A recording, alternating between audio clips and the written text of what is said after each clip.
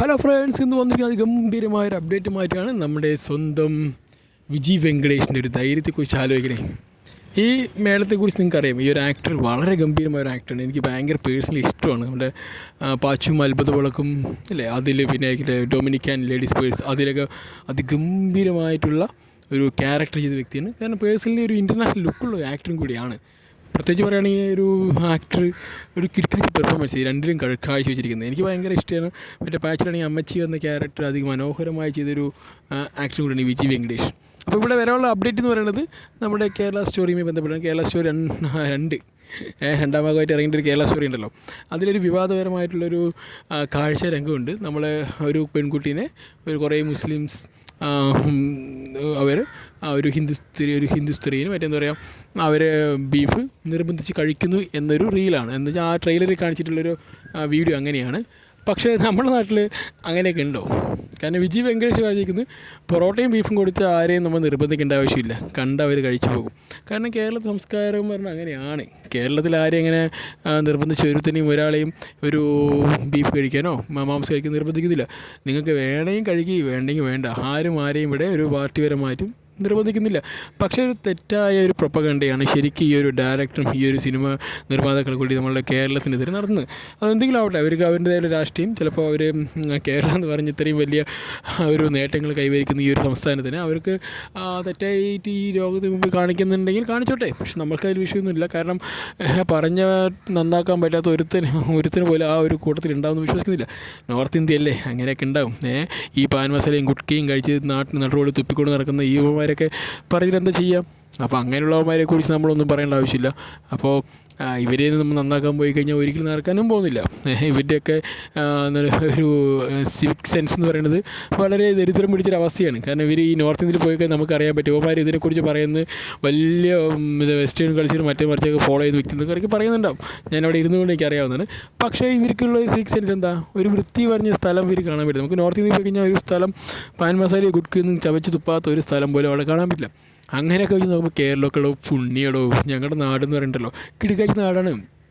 ഞങ്ങളുടെ നാട്ടിൽ ഇങ്ങനെ ഒരു സംഭവം ഇല്ല. നിങ്ങളെ പോലെ പാൻ മസാല കഴിക്കാനോ ഇല്ലെങ്കിൽ പശുവിൻ്റെ മൂത്രം കഴിക്കാനോ ഇല്ലെങ്കിൽ പശുവിൻ്റെ എന്താണ് അതിൻ്റെ പേര് വളം റൊട്ടി പോലെ ആക്കിയോ ഇല്ലെങ്കിൽ കേക്ക് പോലെ ആക്കി കഴിക്കാൻ ഞങ്ങളുടെ ആവശ്യമില്ല. ഞങ്ങൾക്ക് അതിൻ്റെ ആവശ്യം, ഞങ്ങൾക്ക് ഞങ്ങളുടേതായുള്ള കൾച്ചറും സംസ്കാരമൊക്കെ ഉണ്ട്. അതിന് നിങ്ങളെ ഒരു സിനിമ കൊണ്ടുവന്ന് ഞങ്ങളിങ്ങോട്ട് തകർക്കാമെന്ന് വിചാരിച്ചു കഴിഞ്ഞാൽ നടക്കുന്ന ഒരു കാര്യമല്ല. എന്നിരുന്നാലും ഇതിനെതിരെ നമ്മുടെ സ്വന്തം ഹൈക്കോടതിയല്ല, നമ്മുടെ കണ്ണൂരിൽ നിന്നൊരു സ്വദേശി ഒരു ഇതിനെതിരെ കേസ് കൊടുത്തിട്ടുണ്ട്. അതും നല്ല കാര്യം തന്നെ. കാരണം നമ്മുടെ നാട്ടിനെ കുറിച്ച് മോശമായ രീതിയിലേക്ക് ഒരു സിനിമാറ്റിക് കാണിക്കാൻ, ഒരു രാഷ്ട്രീയപരമായ നിലപാട് കൊണ്ട് അവർ കാണിക്കാൻ ശ്രമിക്കുന്നു പറയുന്നത് വളരെ തെറ്റായ ഒരു കാര്യമാണ് പറഞ്ഞിട്ടാണ് അദ്ദേഹം കൊടുത്തിരിക്കുന്നതിനെതിരെ. എന്തായാലും അത് നല്ല കാര്യം തന്നെയാണ്. കാരണം നമ്മുടെ നാട്ടിൽ ആരെങ്കിലൊക്കെ ഇങ്ങനെ കാണിക്കണമല്ലോ, അങ്ങനെ കാണിച്ചാലേ അവറ്റകൾ പേടിക്കത്തുള്ളൂ.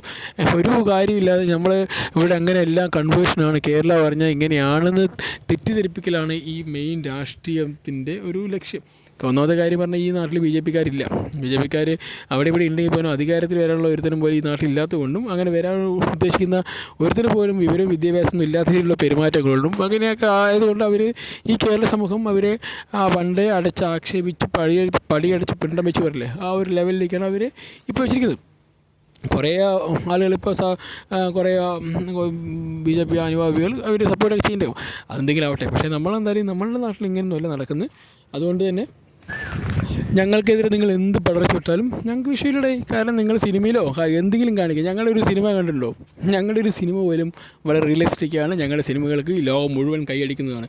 ഒരാൾ കൂടി ചോദിക്കുക, ആരെങ്കിലും നിങ്ങളുടെ നാട്ടിൽ ചെന്നിട്ട് മലയാള സിനിമ ഇഷ്ടമാണെന്ന് ചോദിച്ചു കഴിഞ്ഞാൽ ഒരുത്തനും പോലും നോ എന്ന് പറയില്ല.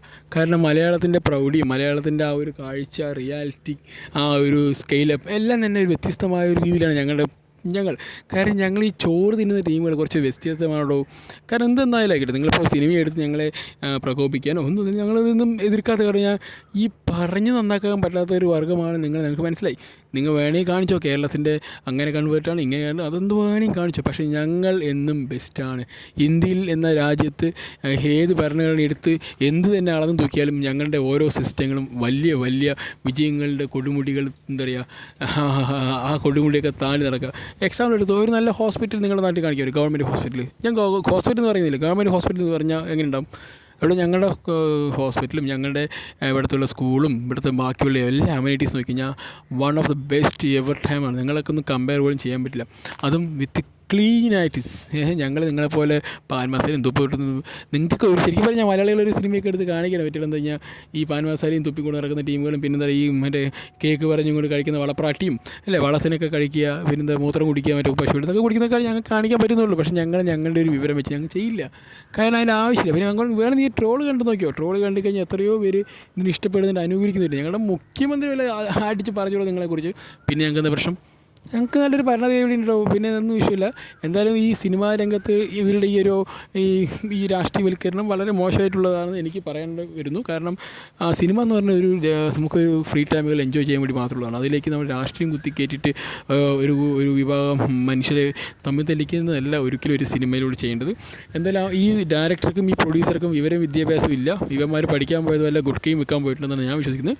അല്ലാതെ ഇവന്മാരൊന്നും നല്ല ജീവിതത്തിൽ സ്കൂളിൽ പോയിട്ടുണ്ടെങ്കിൽ ഇവന്മാർ ഇങ്ങനെയൊന്നും കാണിക്കില്ല. പിന്നെ ഇവർക്ക് നാഷണൽ അവാർഡ് ഇനി അടുത്തും കൂടി കിട്ടണമെങ്കിൽ ഇങ്ങനെയൊക്കെ എടുത്താലേ പറ്റുള്ളൂ. അടുത്ത വർഷം എന്തായാലും നാഷണൽ അവാർഡ് ഡബിൾ കിട്ടുമായിരിക്കും. ചിലപ്പോൾ ഈ അടുത്തവർക്ക് ഏതെങ്കിലും വേറെ വല്ല അവാർഡെല്ലാം കൊടുത്ത് നമ്മുടെ സർക്കാർ, കേന്ദ്ര സർക്കാർ ഇതിനെ അവരെ എന്താ പറയുക, അവരെ സന്തോഷിപ്പിക്കും എന്ന് മാത്രമേ പറയാൻ പറ്റുള്ളൂ. കാരണം ഇല്ലാതെ ഇവർക്കൊക്കെ എന്തൊന്നും ബുദ്ധിയില്ലേ. ഒരു രാജ്യത്ത് ഇങ്ങനെയൊക്കെയാണ് അവർ നടത്തുന്നത്.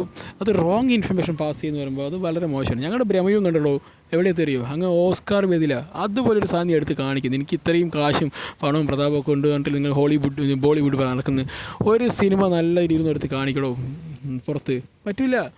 ഈ വിവരമില്ലാത്ത രീതിയിൽ എടുക്കാനുള്ളതല്ലാതെ ഇവർക്കൊക്കെ എന്ത് ബുദ്ധി വിവേകം ഉണ്ടെന്ന് വിചാരിക്കുന്നത്? ഒരു ബുദ്ധി വിവേകമില്ല. അപ്പോൾ എന്ത് തന്നെയല്ലേ ഞങ്ങൾക്ക് ഇതൊരു വിഷയമുള്ള കാര്യമില്ല. ഞങ്ങളുടെ സിനിമ നടികളും ഞങ്ങളുടെ എല്ലാവരും തന്നെ ഇതിനെതിരെ എതിർക്കും. കാരണം പൊറോട്ട എന്ന് പറയുന്നത് ഞങ്ങളുടെ മലയാളിയുടെ ഒരു വികാരമാണ്. അതിലേക്ക് ബീഫ് ഇട്ട ഡബിൾ വികാരമാണ്. ഓക്കെ, അതാണ് മലയാളി. അതിനിവിടെ ഒരുത്തിനെയും പിടിച്ച് നിർബന്ധിച്ച് കഴിപ്പിക്കേണ്ട ആവശ്യമില്ല. വായിലിട്ട് നിന്ന് കുറച്ചുകൂടി ഇടാൻ ഞങ്ങൾ പറയത്തുള്ളൂ. കാരണം നമ്മുടെ വിജയ് വെങ്കടേഷ് പരിഹസിച്ച പോലെ ഇവിടെ ആരെയും നിർബന്ധിക്കണ്ട. വേണമെന്നുള്ളതിന് എടുത്ത് കഴിക്കും, അല്ലെങ്കിൽ വാങ്ങി വെച്ച് കഴിക്കും, അത്രയേ ഉള്ളൂ. പിന്നെ നിങ്ങൾക്ക് ഒരു സിനിമയിലൂടെ കാണിച്ച് ഞങ്ങളെപ്പോലുള്ള ഈ ഒരു ഹൈ ക്വാളിറ്റി എന്ന് പറഞ്ഞാൽ ഹൈ ലിറ്ററേറ്റ് ആയിട്ട് കിടക്കുന്ന പീപ്പിളിനെ തരം താഴ്ത്താൻ നിങ്ങൾക്ക് നോക്കിക്കോ. അതിലൊന്നും ഞങ്ങളെ വിഷയമാക്കുന്നില്ല. ഞങ്ങൾക്ക് അതിൻ്റെ ഒന്നും ആവശ്യമില്ല. നിങ്ങളിന്ന് പഠിപ്പിച്ചെടുത്തിട്ട് ഇപ്പോൾ നന്നാക്കിക്കൊണ്ട് ഒരു ഗുഡ് സർട്ടിഫിക്കറ്റ് കിട്ടാനും പോലും ഞങ്ങളുടെ കേരള, ഞങ്ങളുടെ സ്വന്തം നാട് മറ്റുള്ളവരുടെ മുമ്പിൽ എങ്ങനെ പ്രൗഢിയോടൊന്നും തലയുയർത്തണം എന്ന് ഞങ്ങൾ ചിന്തിക്കുന്നുണ്ട്. അതിനൊപ്പം ഞങ്ങളുടെ ആളുകൾ എവിടെയെങ്കിലൊക്കെ വർക്ക് ചെയ്യുന്നതിന് ആ ഒരു വർക്ക് ചെയ്യുന്ന സ്ഥലം ഞങ്ങൾ അതിൻ്റെ ഒപ്പം കൊണ്ടുപോകാൻ ശ്രമിക്കും. അത് ഞങ്ങളുടെ ഒരു കൾച്ചറാണ്, ഞങ്ങളുടെ ഒരു സംസ്കാരമാണ്. കാരണം ഞങ്ങൾ അങ്ങനെയാണ്. കേരളക്കാർ പറഞ്ഞാൽ Kerala some unique people you know. അതൊന്നും മനസ്സിലാക്കാനുള്ള വിവരം വിദ്യാഭ്യാസം നീ പഠിച്ച സ്കൂളിൽ നിന്ന് കിട്ടില്ല. കാരണം നീയൊക്കെ പഠിച്ച സ്കൂൾ പറഞ്ഞത് വെറും തറ സ്കൂളുകളൊക്കെ ആയിരിക്കും. ഇല്ലാണ്ട് നിന്നെയൊക്കെ പഠിപ്പിച്ചവന്മാരിനെയൊക്കെ കൊണ്ട് എന്ത് പറയുന്ന.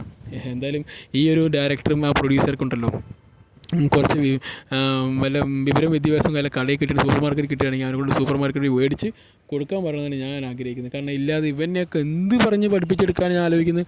എന്തായാലും കേരള 1 തന്നെ ഭയങ്കര കോൺട്രവേഴ്സി ആയിരുന്നു. അതിന് ഫസ്റ്റ് അവാർഡും കിട്ടിയായിരുന്നു, മറ്റേ നാഷണൽ അവാർഡ് എന്തൊക്കെ കിട്ടിയായിരുന്നു. എന്തായാലും ഇതിന് അടുത്ത പ്രാവശ്യം ഏത് നല്ല ക്ലാസിക് സിനിമ ഈ കേരളത്തിലോ ഇന്ത്യയിലോ അതിൽ ഏത് സംസ്ഥാനത്ത് വന്നാലും മോനെ ബെസ്റ്റ് ആക്ടർ അവരെന്നെ കൊണ്ടുപോകും. ബെസ്റ്റ് ഡയറക്ടർ, ബെസ്റ്റ് മൂവി, ഇങ്ങനെ എല്ലാ റോളും അവർ തന്നെ ഈ പ്രാവശ്യം. ഇല്ലെങ്കിൽ അടുത്ത വർഷം നാഷണൽ അവാർഡിൽ കേരള സ്റ്റോറി 2 ആയിരിക്കും എല്ലാ അവാർഡും വാരിക്കൂട്ടാൻ പോണത്. അതിന് മ്യൂസിക്, അഭിനേത്രിക്ക് സ്പെഷ്യൽ അവാർഡ് എല്ലാം കൊടുക്കും.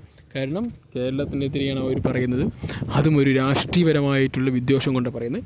എന്തെങ്കിലും ആവട്ടെ, കുട്ടികളൊക്കെ നന്നാക്കുന്നതും നമ്മുടെ നാട്ടിലുള്ള പട്ടികളുടെ വാലിന് സ്ട്രെയിറ്റ് ആക്കുന്നതൊക്കെ ഒരുപോലെ തന്നെയാണ്. പട്ടിക്കും കൂടി തോന്നണമല്ലോ നന്നാവണമെന്ന് എന്ന് മാത്രം പറഞ്ഞുകൊണ്ട് ഞാൻ നിർത്തുന്നു. Guys bye, see U.